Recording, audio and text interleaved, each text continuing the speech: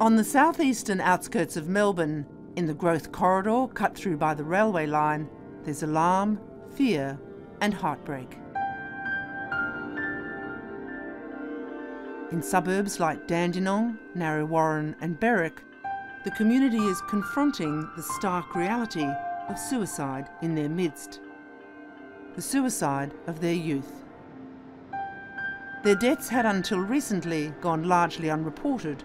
A disturbing number were deaths by train.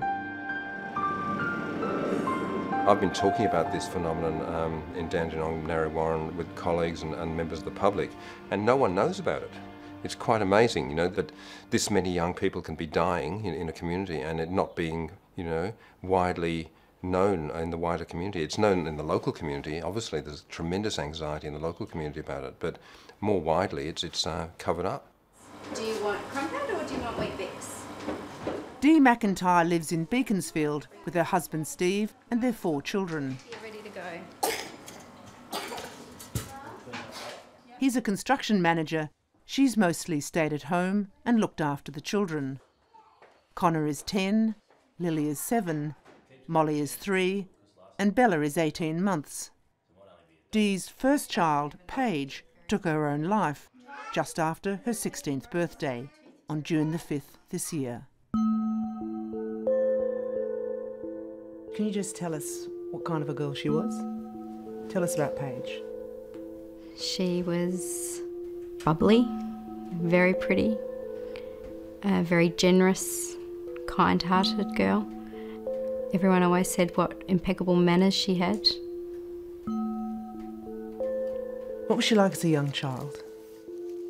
Quiet. She played really, really well on her own. She didn't need lots of people around her. She was very sensitive,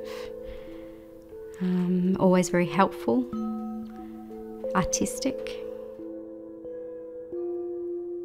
Paige grew up close to her grandmother, as Dee was a single parent when Paige was born. Well, I was with her the moment she was born and just really watched her grow, turn into this sweet little girl who, you know, just normal, happy little girl. And I know she's my granddaughter, but she was a beautiful girl, beautifully attractive, a lovely girl, and she had her self-esteem. She never accepted that she was pretty.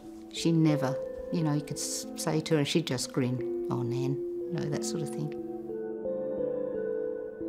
I think until grade 6, she was that really happy, easygoing, just beautiful girl, and then when they go to high school, things change. She would come home and want to spend a lot of time on her own. You don't know if it's just normal teenage behaviour or if there's a concern. They spend a lot of time in their rooms, and she was always on her iPad or iPhone, like it never left her sight. But it's their lifeline, really. Paige joined Facebook on October the 22nd, 2009, aged 13. The first of what would be her many Facebook friends posted, "You are one of the best friends I have ever met. When I go through a bad time, you are always there for me. Thank you so much. I love you till I die. P.S. Hopefully that ain't soon."